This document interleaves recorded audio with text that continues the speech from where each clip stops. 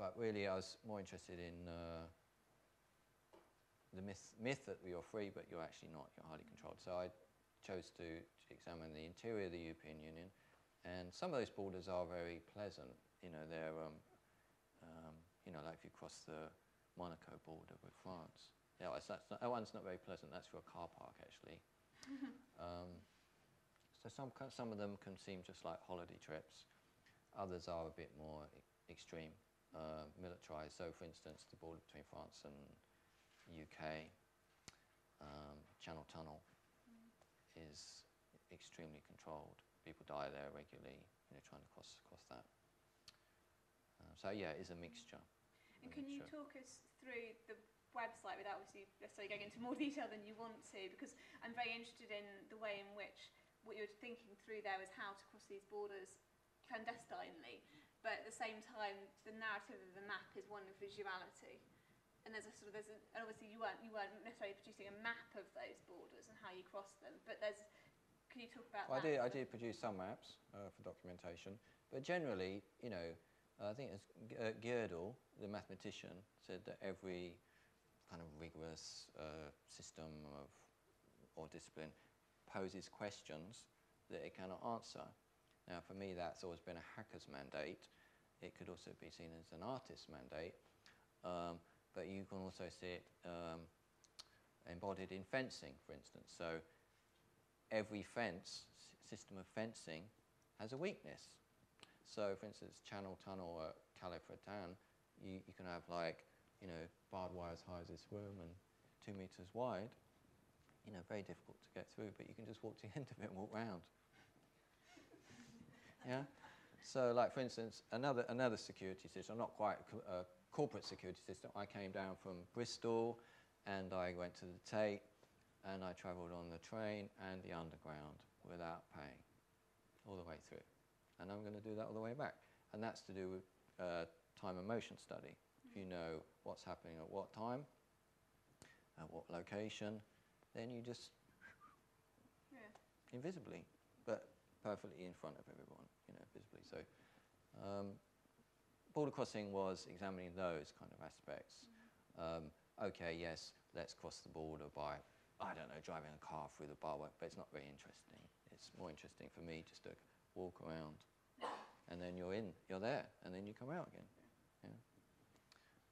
But the States project, it became clear through border crossing that watching plainclothes police officers, watching people trying to travel around Europe, illegal immigrants, that the checkpoints were no longer at the rivers or the mountain passes or the beach. It was actually in the central station of the capital city. You get off the train and you're arrested straight away. And why is that? It's because, yes, there are plainclothes police officers on the train, but also they just look at you and think, you're not from here. So, for instance, most immigration controls take place in London, don't take place on the streets, they take place at the ticket barriers of the London Underground. And so anybody that doesn't have a valid ticket, immediately the police are called, and then their immigration status is assessed, because you can't just, the law doesn't allow you just to say, papers please. But as soon as you've committed a minor offence.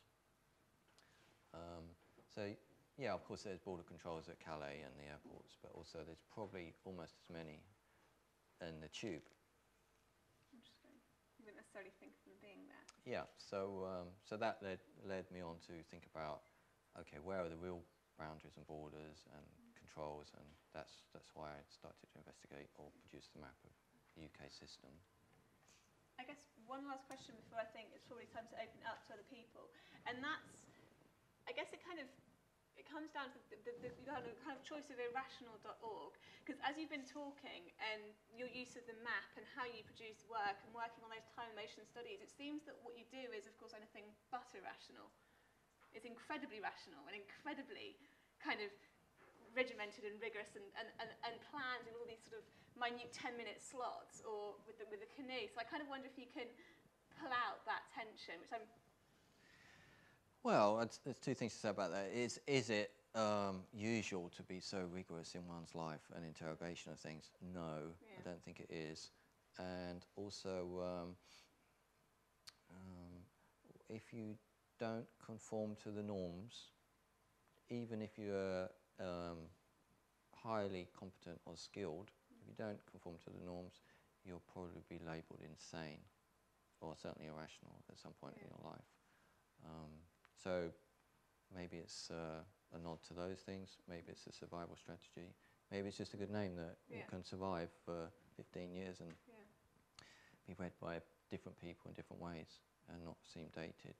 Yeah, brilliant. Thank you very much. Is there a roving mic? Do you want, Are there any questions from the floor?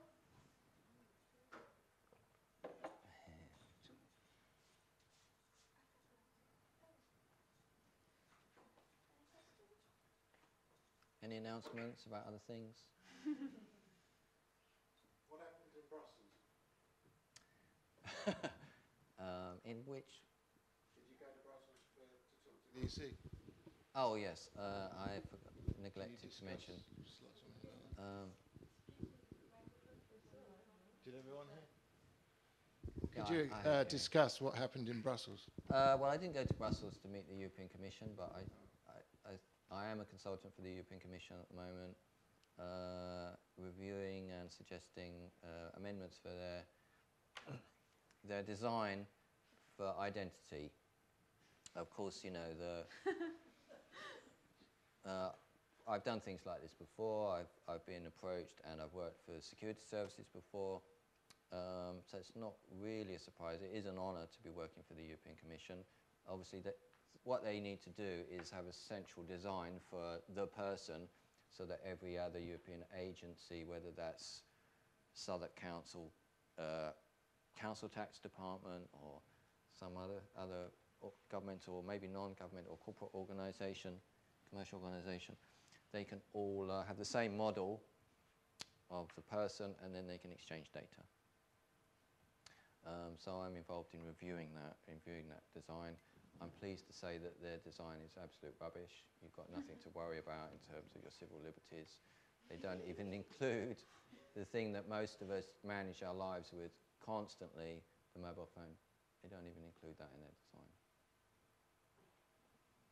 They're still relying on your name and your postal address. And that's how they're forming you as a person, as a citizen. Yeah. So, yeah, that's their design, that's their central design, so they can, they call it interoperability conformance. Wonderful. Yeah.